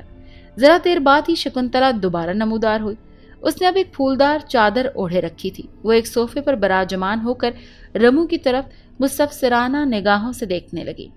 رمو نے ذرا کنکھار کر گلا صاف کیا اور پھر بولا، وہ میرا نام رمو ہے، میں دراصل آپ لوگوں کو ہوشیار کرنے آیا تھا، کوئی آپ لوگوں کی جان کا دشمن ہے۔ رمو نے اتنا ہی کہا تھا کہ پاس کھڑا نارو سے گھورتے ہوئے شکنتلا سے بولا، بی بی صاحبہ، مجھے تو یہ کوئی بہروپیہ لگے ہے، آپ نے خامخواہی اندر بلا لیا، تم خاموش رہو نارو۔ شکنتلا نے ایک بار پھر نارو کو جھڑکا۔ وہ خلاف توقع ایک سمجھدار اور نڈر خاتون تھی، لیکن اس کے باوجود اس کے حسین چہرے پر رمو کی بات سے پریشانی سی بیدار ہو گئی۔ تاہم اس نے پوچھا، کھل کر بات کرو، تم کیا کہنا چاہتے ہو؟ اور تم ہمیں کس سے اور کیوں خبردار کرنا چاہتے ہو؟ تمہیں کس نے یہاں بھیجا ہے؟ شکنتلا کے منہ سے سوالات کی الغار نے رمو کو ایک لمحے کے لیے بدحواس سا کر دیا، مگر اگلے ہی لمحے وہ ذرا سنبھلا اور پھر تھوڑی دیر کچھ سوچنے کے بعد بالآخر اس نے ساری رام کتھا شکنتلا کے گوش گزار کر ڈالی۔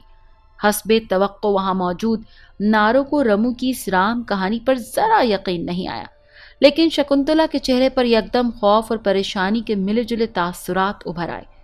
نارو رمو کے بارے میں پھر کوئی گستاخانہ سا تبصرہ کرنا چاہتا تھا، لیکن ہمت نہ کر سکا، کہیں دوبارہ مالکن سے ڈانٹ نہ پڑ جائے۔ بہرطور شکنتلا کے چہرے سے ظاہر ہو رہا تھا کہ اس نے رمو کی کہانی کو جھٹلایا نہیں، اور کافی دیر گمسم بیٹھی رہی۔ قریب کھڑا نارو برے برے منہ بنا کر رمو کی طرف گھورے جا رہا تھا۔ اس کا تو بس نہیں چل رہا تھا کہ وہ رمو کو یہاں سے چلتا کر دے۔ اسی اثنا میں گھر کی کال بیل پھر بجی۔ لو، صاحب بھی آ گئے، اچھا ہی ہوا، نارو معنی خیز لہجے میں بولا اور دروازے کی طرف لپکا۔ وہ خاصا سر چڑھا اور منہ پھٹ واقع ہوا تھا۔ رمو نے اندازہ لگا لیا کہ سر چڑھانے میں گھر کے مالک سندر داس کا ہی ہاتھ ہوگا۔ تھوڑی دیر بعد جب نارو کے ساتھ ایک پینٹ شرٹ میں ملبوس خوبرو شخص اندر داخل ہوا تو وہ رامو کو ایسی نظروں سے گھورنے لگا جیسے اسے کھا جائے گا۔ رمو کو اندازہ ہو گیا کہ نارو نے ہی اس کے کان بھرے ہوں گے۔ کون ہو تم اور یہاں کس لیے آئے ہو؟ اس نے درست لہجے میں پوچھا۔ اسی دوران شکنتلا اور رمو بھی کھڑے ہو چکے تھے۔ رمو نے چارہ سندر داس کے اس رویے پر بوکھلا سا گیا۔ میں وہ اس کے لبوں سے اتنا ہی نکلا تھا کہ سندر داس کے کرخت لہجے میں اس کی بات کاٹ کر بولا، اے مسٹر، میں تم جیسے اچکوں سے اچھی طرح واقف ہوں، اب یہاں سے چلتے پھرتے نظر آؤ۔ سندر داس کی بات سن کر شکنتلا نے اپنے شوہر سندر داس سے کچھ کہنا چاہا، مگر سندر داس نے اپنے ہاتھوں کے اشارے سے اسے بھی چپ رہنے کو کہہ دیا۔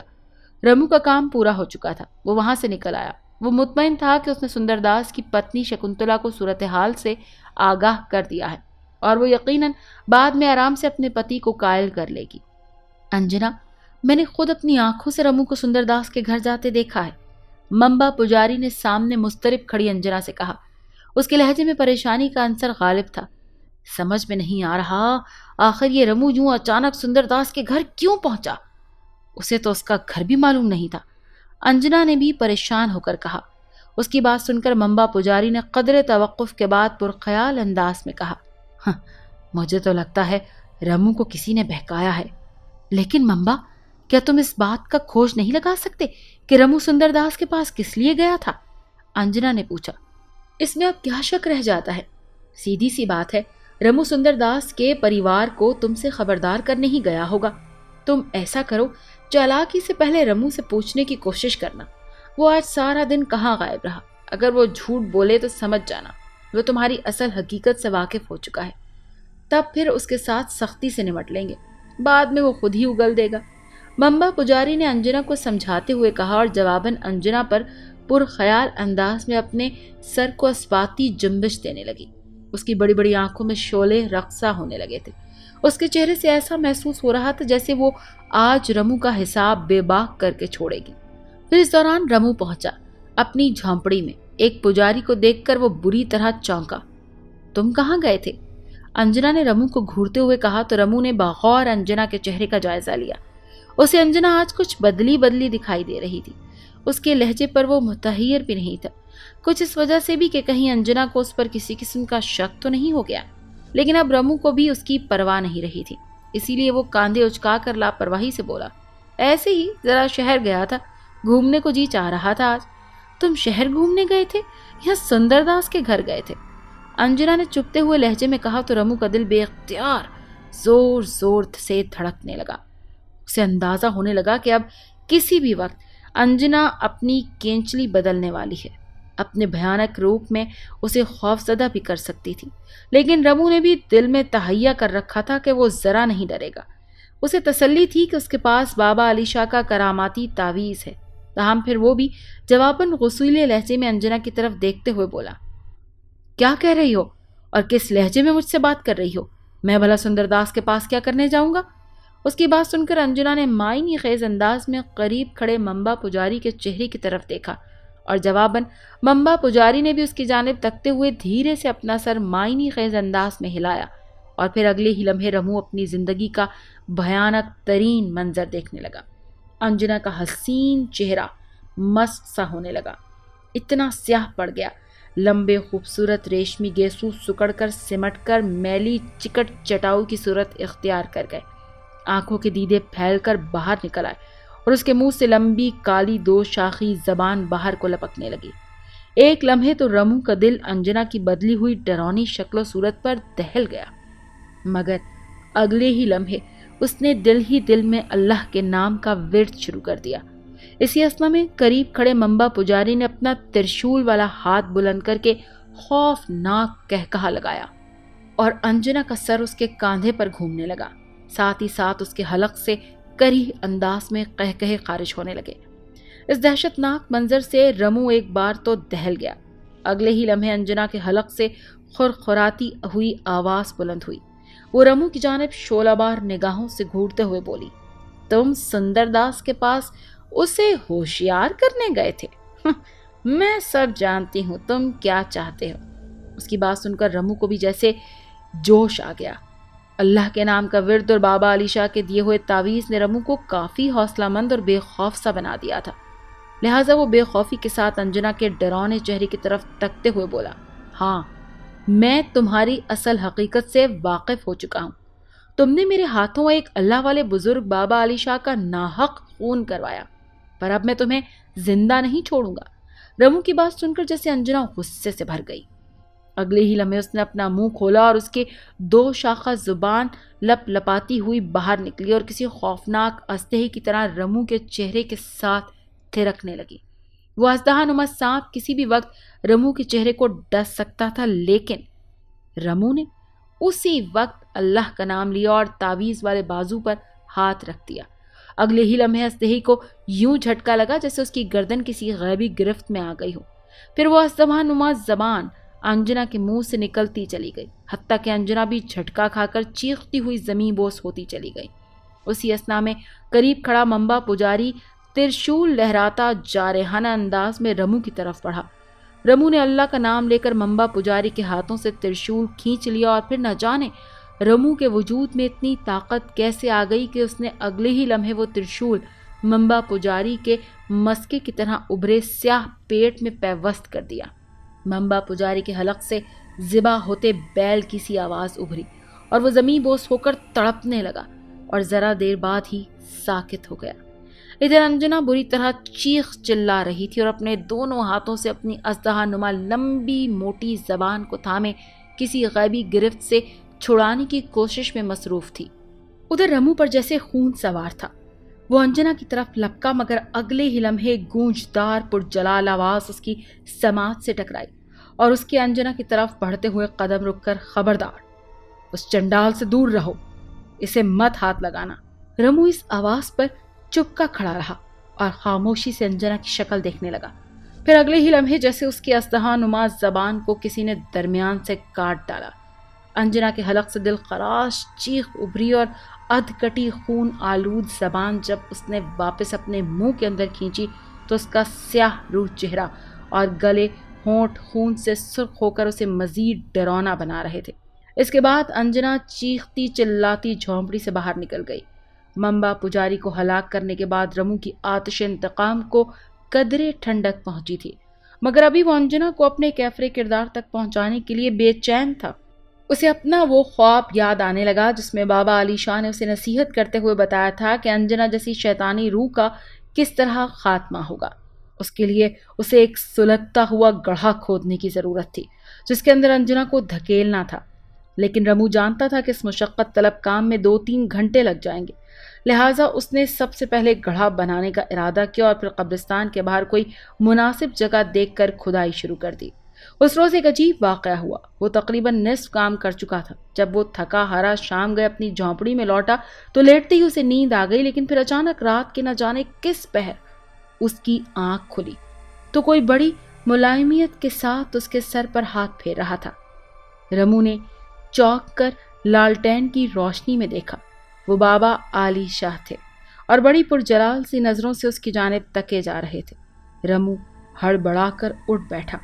بابا علی شاہ کو زندہ سلامت اپنے سامنے دیکھ کر پہلے تو رمو ذرا ٹھٹکا اور پھر اگلے ہی لمحے اس کے چہرے سے خوشی پھوٹنے لگی۔ آپ زندہ ہیں؟ بے اختیار رمو کے ہونٹوں سے الفاظ پھسلے۔ جواباً بابا علی شاہ اپنے بارش چہرے پر مسکراہٹ بکھیرتے ہوئے بولے، ہاں بیٹا، میں زندہ ہوں اور تمہیں ایک بات سے خبردار کرنے آیا ہوں، وہ یہ کہ تم اپنے بازو سے یہ تعویذ اتار دو، میں تمہیں دوسرا تعویذ دے دوں گا۔ بابا علی شاہ کی بات سن کر رمو کو اچنبھا سا ہونے لگا، تاہم وہ الجھ کر علی شاہ سے بولا، بابا یہ تعویذ آپ ہی نے تو دیا تھا، اب آپ ہی سے اتروانے کا کہہ رہے ہیں۔ رمو کی بات پر بابا علی شاہ کے چہرے پر کچھ اضطراب آمیز تاثرات ابھرے۔ تب رمو نے بغور علی شاہ کے چہرے کا جائزہ لیا اور نہ جانے اس کے دل میں کیا آئی کہ اس نے فوراً اپنے بازو پر بندھے تعویذ پر ہاتھ رکھ کر اللہ کا نام لیا۔ پھر اگلے ہی لمحے ایک مخیر القول واقعہ ظہور پذیر ہوا۔ بابا علی شاہ کے حلق سے اچانک ایک غیر انسانی چیخ بلند ہوئی۔ وہ رمو کے قریب سے اس طرح دور ہو کر پرے جا گرے جیسے کسی نے اسے پکڑ کر اچھال دیا ہو۔ اس کے بعد رمو نے ایک اور حیرت ناک منظر دیکھا۔ آنن فانن بابا علی شاہ کی حیت مجموعی تبدیل ہونے لگی اور اگلے ہی لمحے وہاں مکار انجنا کھڑی تھی۔ رمو سمجھ گیا کہ یہ مکار انجنا ہی تھی جو بابا علی شاہ کا روپ دھار کر دھوکے سے میرے بازو سے تعویذ اتروانا چاہتی تھی۔ اصلی روپ میں آتے ہی انجنا اب غائب ہو چکی تھی۔ رمو نے دل ہی دل میں اللہ کا شکر ادا کیا، وہ اس شیطانی روح کی چال میں نہیں آیا تھا۔ اسے اچھی طرح اس بات کا اندازہ تھا کہ جب تک بابا علی شاہ کا یہ تعویذ اس کے پاس ہے، وہ شیطانی روح انجنا اس کا کچھ بھی بگاڑ نہیں سکتی۔ رمو اپنا کام مکمل کر چکا تھا، اب اسے انجنا کی تلاش تھی۔ پھر اچانک اس کے ذہن میں ایک خیال بجلی کی تیزی کے ساتھ کوندا اور یہ سوچ کر اسے بری طرح پچھتاوا سا ہونے لگا کہ وہ بابا علی شاہ کی ہدایت کے مطابق سندر داس اور اس کے خاندان کو انجنا کی شیطانی روح سے خبردار کرنے گیا تھا۔ اسے دوبارہ ان لوگوں کو اس صورتحال کی خبر دینی چاہیے، کیونکہ سندر داس نے رمو کو بہروپیہ جان کر دھتکار دیا تھا۔ یقیناً وہ انجنا کے شیطانی جال میں پھنس سکتے ہیں۔ یہ سوچتے ہی رمو کا دل بے قرار سا ہو گیا اور اس کی نظروں کے سامنے سندر داس کی معصوم پتنی شکنتلا اور اس کا ننھا گول مٹول پیارا سا بچہ گھوم گیا۔ بس پھر کیا تھا، رمو نے اسی وقت لاری پکڑی اور شہر آ گیا۔ شدید گرمیوں کا موسم تھا۔ رمو نے جیسے ہی لاری سے اتر کر دھنراج کالونی کا رخ کیا، ویسے ہی چند ڈنڈا بردار خاکی نیکر پہنے دو پولیس والوں نے اسے پکڑ لیا۔ رمو بیچارہ اس افتاد پر پریشان سا ہو گیا اور وہ ارے ارے کرتا ہی رہ گیا، مگر وہ دونوں پولیس والے اسے تھانے لے گئے اور تھانے دار کے سامنے پیش کر دیا۔ تھانے دار کا نام انسپیکٹر گوبند رام تھا۔ وہ ایک 35-40 سالہ تجربہ کار انسپیکٹر تھا۔ اس کی رنگت گوری تھی اور وہ درمیانے قد کا شخص تھا۔ تمہارا نام رمو ہے؟ اس نے اپنی کرسی سے کھڑے ہوتے ہی ہاتھ میں پکڑے رول کا اشارہ رمو کی طرف کر کے قدرے درست لہجے میں پوچھا۔ ہاں، لیکن مجھے کس جرم میں لایا گیا ہے؟ رمو نے چلا کر کہا تو انسپیکٹر گوبند رام سیاہ رول کو اپنے بائیں ہاتھ کی ہتھیلی پر مارتے ہوئے بولا، شری سندر داس کی پتنی شکنتلا کے قتل کے جرم میں۔ رمو اس کی بات سن کر دھک سے رہ گیا۔ یہ آپ کیا کہہ رہے ہیں انسپیکٹر صاحب؟ بے اختیار رمو کے ہونٹوں سے یہ الفاظ پھسلے۔ ایک لمحے کو تو اسے اپنی سماعت پر یقین نہ آیا، لیکن میں نے یہ قتل نہیں کیا، بلکہ میں تو خود انہیں خبردار کرنے آیا تھا۔ بہت چالاک مجرم دکھائی پڑتے ہو تم، انسپیکٹر گوبند رام نے رمو کی بات پر اسے کھوجتی نظروں سے گھورتے ہوئے کہا۔ اس کے ہونٹوں پر زہر خند مسکراہٹ عود آئی تھی۔ پھر وہ استحصائیہ انداز میں دوبارہ بولا، کسی کو قتل کرنے سے پہلے بہت اچھا گراؤنڈ بناتے ہو۔ ذرا اس بدروح کے بارے میں مجھے بھی تو سناؤ جو تم نے سندر داس اور ان کی سورگ باسی پتنی شکنتلا کو سنائی تھی۔ انسپیکٹر گوبند رام کے تشکیک بھرے انداز گفتگو نے رمو کو پریشان سا کر دیا تھا۔ در حقیقت اسے معصوم شکنتلا کی موت کا بے حد دکھ ہو رہا تھا۔ وہ سمجھ گیا تھا کہ یہ اسی انجنا کی شیطانی روح کی کارستانی تھی، لیکن اس وقت الٹی آنتیں گلے پڑ رہی تھی۔ اس نے وہ جلد چھٹکارا پانا چاہتا تھا، لہٰذا بولا، انسپیکٹر صاحب میری بات پر یقین کریں، انجنا ایک بدروح ہے۔ وہ سندر داس کے پورے پریوار سے انتقام لینا چاہتی ہے، لیکن میرے پاس اس بدروح کو ہلاک کرنے کی طاقت موجود ہے۔ اسی لیے آپ بجائے مجھے گرفتار کرنے کے سندر داس اور اس کے بچے کی جانیں بچانے کی فکر کریں۔ رمو اتنا کہہ کر خاموش ہوا اور انسپیکٹر بغور رمو کے چہرے کی طرف دیکھتے ہوئے زہر خند لہجے میں بولا، ایک ایسی آتما کو تم ہلاک کرو گے جو پہلے ہی سے شریر چھوڑ چکی ہے۔ یہ کیوں نہیں کہتے ہو کہ یہاں سے آزاد ہو کر تم اب سندر داس اور اس کے بچے کو قتل کرنا چاہتے ہو؟ رمو نے جواباً کچھ کہنے کے لیے اپنا منہ کھولا ہی تھا کہ انسپکٹر گوبند نے اپنے ہاتھ میں پکڑا ہوا رول زور سے ٹیبل پر مارتے ہوئے کہا، بند کرو اپنی بکواس اور مجھے صاف صاف بتاؤ تمہاری سندر داس سے کیا دشمنی ہے اور تم نے اس کی پتنی کا خون کیوں کیا؟ انسپکٹر کی گرجدار لہجے نے رمو کو عجیب مخمسے میں ڈال دیا۔ پھر وہ بیچارہ ڈرتے ڈرتے بولا، انسپکٹر صاحب آپ ایسا کریں، سندر داس کو یہاں بلا لیں، اس نے ہی تو سب سے پہلے تمہارے خلاف پرچہ کٹوایا ہے۔ تم نے ان کی پتنی کو تو پورا بے وقوف بنا لیا، مگر سندر داس کو تم پر اسی دن شک ہو گیا تھا کہ تم وہاں کسی اور ہی مقصد کے لیے آئے ہو۔ انسپکٹر گوبند رام نے کھا جانے والی نظروں سے رمو کی طرف گھورتے ہوئے کہا، سندر داس تو تمہیں دیکھتے ہی تمہاری بوٹیاں نوچ لے گا، اس لیے بہتر ہے کہ مجھے اصل حقیقت سے آگاہ کر دو۔ انسپکٹر نے رمو پر جال پھینکنے کی کوشش کی، لیکن رمو بیچارہ کیا کرتا، وہ تو قطعاً بے گناہ تھا۔ وہ خاموش رہا، مگر انسپکٹر گوبند رام اس کی خاموشی کا کچھ اور ہی مطلب سمجھا اور ذرا دیر بعد دانت پیستے ہوئے بولا، تم ایسے زبان نہیں کھولو گے، تمہیں ڈرائنگ روم کی سیر کرانی ہی پڑے گی۔ یہ کہتے ہوئے انسپکٹر گوبند رام کے قریب کھڑے ان دونوں کانسٹیبلوں نے تحکمانہ لہجے میں کہا، اسے لے جاؤ، بند کر دو، رات کو اسے تیج سنگھ کے حوالے کرنا پڑے گا۔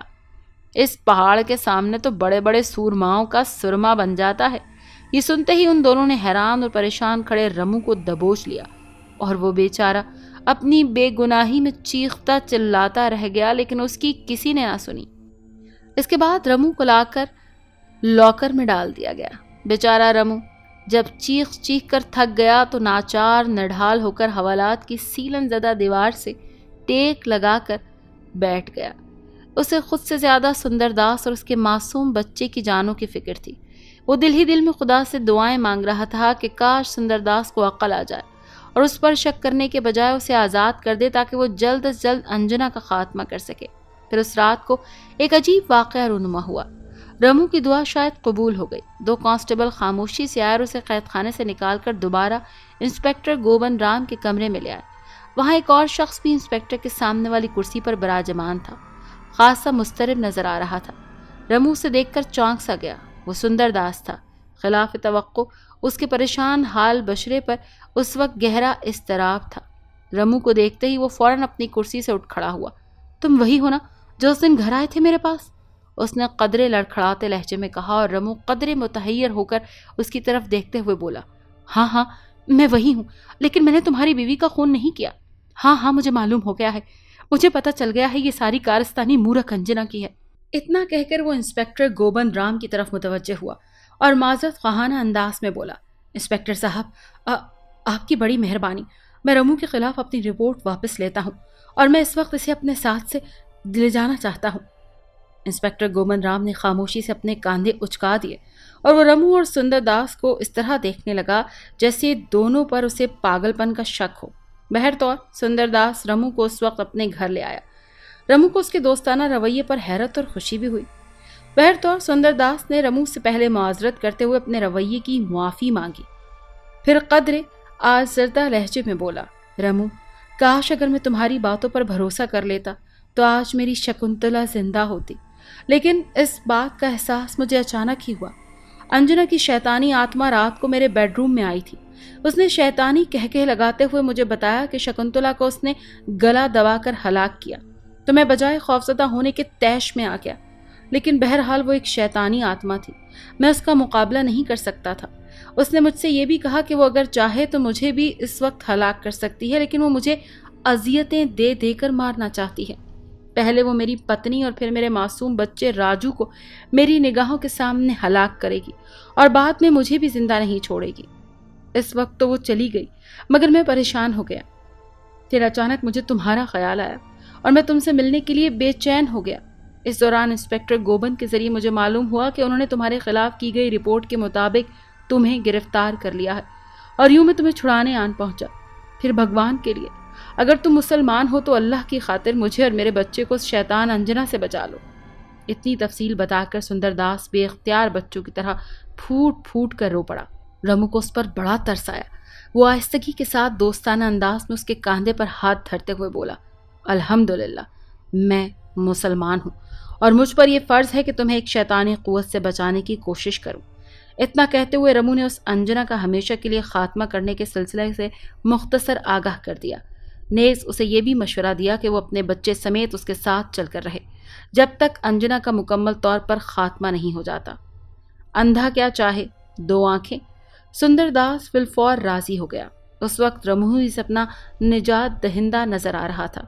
بہر طور سب سے پہلے انہوں نے وہاں سر جوڑ کر ایک منصوبہ بنایا اور پھر رمو اور سندر داس اپنا تھوڑا بہت ضروری سامان باندھ کر بچے سمیت چل پڑے۔ رمو بھی یہی چاہتا تھا کہ جب تک انجنا کا خاتمہ نہیں ہو جاتا ان دونوں باپ بیٹوں کی زندگی ان کے پاس محفوظ رہ سکتی ہے۔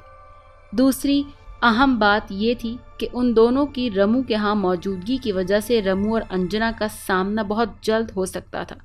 رمو کو انجنا کو تلاش کرنے کی ضرورت ہی نہیں پڑتی۔ بہر طور زندگی سبھی کو عزیز ہوتی ہے۔ بیچارے دونوں باپ بیٹے اپنا آرام دہ گھر چھوڑ کر رمو کی اس قبرستان والی جھونپڑی میں آن بسے۔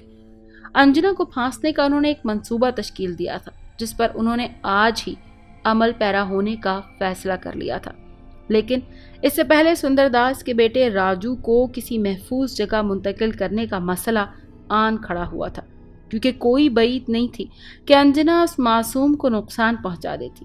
لیکن پھر ذرا سوچ بچار کے بعد یہ مسئلہ بھی حل ہو گیا۔ رمو نے اس بچے کو بابا علی شاہ کی کٹیا سے ذرا دور ایک درگاہ کے مجاور کے حوالے کر دیا۔ وہ بابا علی شاہ کا بھی معتقد تھا۔ بہرطور سب سے پہلے رمو اور سندر داس نے مل کر گڑھے کے اندر اور باہر خشک گھاس اور ٹہنیاں پھیلا دی، پھر شہر سے لائے ہوئے مٹی کے تیل کا آدھا کنستر اندر الٹ دیا اور باقی قریب ہی جھاڑیوں میں چھپا دیا۔ اب انہیں انجنا کا انتظار تھا۔ وہ رات انہوں نے جھونپڑی میں ہی گزار دی اور کوئی غیر معمولی واقعہ ظہور پذیر نہ ہوا۔ یہ اس سے اگلی رات کا ذکر تھا۔ سندر داس اور رمو جھونپڑی میں چارپائی پر بیٹھے تھے۔ باہر چاندنی چٹکی ہوئی تھی اور گہرا پرہول سکوت چھایا ہوا تھا۔ منصوبے کے مطابق رمو نے سندر داس کو باہر چلنے کا اشارہ کیا۔ اس دوران سندر داس نے رمو سے پوچھا، رمو، کیا تمہیں یقین ہے کہ انجنا اس طرح ہمیشہ کے لیے ہلاک ہو جائے گی؟ کیونکہ جہاں تک میرا خیال ہے ایسی پراسرار طاقتوں والی بدروحیں بھلا ایسے عام طریقے سے کیوں کر نابود ہو سکتی ہیں؟ اس کی بات سن کر رمو ہولے سے مسکرا کر بولا، سندر جی، در حقیقت ایسی طاقتور بلاؤں کی جانیں محض چھوٹی چیزوں میں ہی پوشیدہ ہوتی ہیں، مگر اصل بات ان کا کھوج لگانا ہوتا ہے، اور وہ کھوج میں لگا چکا ہوں۔ اسی لیے آپ کو پریشان ہونے کی ضرورت نہیں، کیونکہ انجنا کی موت کا راز آگ میں جل کر بھسم ہونے میں ہی ہے۔ رمو نے اتنا کہا اور خاموش ہو گیا۔ سندر داس کو بھی قدرے تسلی ہوئی۔ وہ دونوں اب جھونپڑی سے نکل کر قبروں کے درمیان بنی چاندنی میں چمکتی ٹیڑھی میڑھی پگ ڈنڈی پر چل رہے تھے۔ پھر قبرستان کے شکستہ گیٹ پر رمو خود ٹھہر گیا اور سندر داس کو آگے روانہ کر دیا۔ اسے روانہ کرتے ہی رمو کا دل جانے کیوں انجانے خدشے کے تحت دھڑکنے لگا۔ اسے اس بات کا بخوبی احساس تھا کہ سندر داس اس وقت چارے کسی حیثیت رکھتا ہے۔ دفتن رمو کو ایک تیز اور غیر انسانی چیخ سنائی دی۔ اس کا دل یک بارگی سے دھڑکا، پھر اس نے چیخ کی سمت دوڑ لگا دی اور تھوڑی دور جا کر وہ ٹھٹک کر رک گیا۔ سامنے کا منظر دیکھ کر اس کا دل اچھل کر حلق میں آ گیا۔ کیا دیکھتا ہے؟ اسی ڈراؤنی صورت انجنا نے سندر داس کی گردن دبوچ رکھی ہے اور اپنے لمبے لمبے نوکیلے دانت اس کی گردن میں گاڑنے کے لیے بڑھا رہی ہے۔ بیچارہ سندر داس اس خوف و دہشت سے بری طرح کپ کپا رہا تھا۔ اس وقت رمو نے اللہ کا نام لے کر اپنے بازو پر بندھے تعویذ پر ہاتھ رکھا اور انجنا پر چھلانگ لگا دی۔ اس کے انجنا سے ٹکرانے کی دیر تھی کہ انجنا کو جیسے کرنٹ لگ گیا۔ اس نے ایک کریز چیخ کے ساتھ سندر داس کو چھوڑ دیا۔ ٹھیک اس وقت رمو سندر داس کو مخاطب کر کے زور سے چلایا، گڑھے کی طرف بھاگو! سندر داس انجنا کی گرفت سے آزاد ہوتے ہی رمو کی ہدایت پر دوڑ پڑا اور توقع کے عین مطابق انجنا اپنے شکار کو فرار ہوتا دیکھ کر اس کے عقب میں دوڑی اور پھر رمو انجنا کے عقب میں ہو لیا۔ وہ دل میں یہی دعائیں مانگ رہا تھا کہ سندر داس کمال ہوشیاری کے ساتھ انجنا کو گڑھے میں دھکیل دے، اور پھر یہی ہوا۔ جیسے ہی سندر داس کو اندازہ ہوا کہ وہ اب گڑھے کے قریب پہنچ چکا ہے تو اس نے اس کے اوپر چھلانگ لگا دی۔ ادھر بے تحاشا دوڑتی اور شیطانی کہکہے لگاتی ہوئی انجنا کا جیسے ہی پاؤں گڑھے کے اوپر آیا، وہ اگلے ہی لمحے اسے یوں لگا جیسے اس کے نیچے سے زمین نکل گئی ہو، وہ گڑھے کے اندر ہی گری۔ اس کے عقب میں آتے ہی رمو نے آنن فانن قریب رکھے کنستر کو گڑھے میں بھری خشک جھاڑیوں کے اندر دبی انجنا کے اوپر انڈیل دیا اور پھرتی کے ساتھ ماچس نکال کر دیا سلائی دکھا دی۔